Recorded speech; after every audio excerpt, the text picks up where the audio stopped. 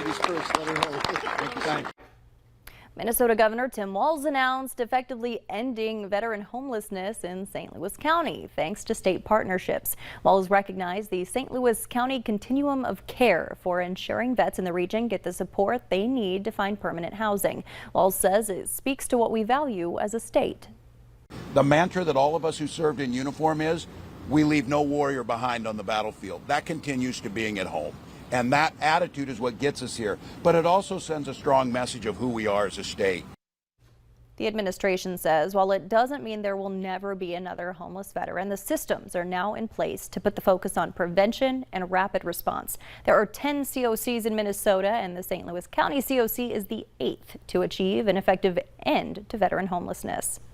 The Senate today approved a sweeping expansion of health care and disability benefits for Iraq and Afghanistan vets in response to concerns about their exposure to toxic burn pits. The passage of the bill could help millions who served after September 11th.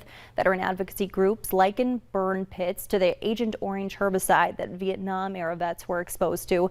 The bill is projected to increase federal spending by about $283 billion over 10 years. That bill will now go back to the House for approval there. The House Select Committee investigating the January 6th attack on the Capitol held a third hearing this afternoon. As Skylar Henry reports, this one focused on President Trump's efforts to pressure his own vice president into keeping him in power. Mr. Trump pursued. The House Select Committee says former President Trump pushed former Vice President Mike Pence to block certification of the electoral results on January 6th. Former President wanted Pence to reject the votes and either declare Trump the winner or send the votes back to the states to be counted again. Committee members say President Trump listened to attorney John Eastman, who insisted Pence had the power to block the certification. As the federal court has explained, quote, based on the evidence, the court finds that it is more likely than not that President Trump and Dr. Eastman dishonestly conspired to obstruct the joint session of Congress on January 6th. CBS News has confirmed the Washington Post reporting that Eastman emailed with conservative activist Ginny Thomas, the wife of Supreme Court Justice Clarence Thomas. Mrs. Thomas also exchanged multiple text messages with Trump Chief of Staff Mark Meadows about overturning the election results.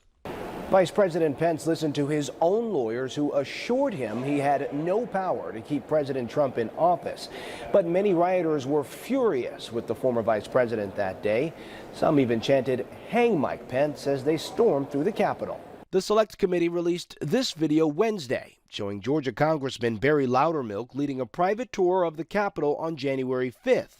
One man was seen taking pictures of hallways, staircases, and security checkpoints. Can you explain who you were giving a tour to that day? Well, it was a family and some guests of folks that they brought from Georgia. The committee says the man taking the photos was the man heard here the next day. For Pelosi, Nadler, Schumer, even you, AOC, we're coming to take you out.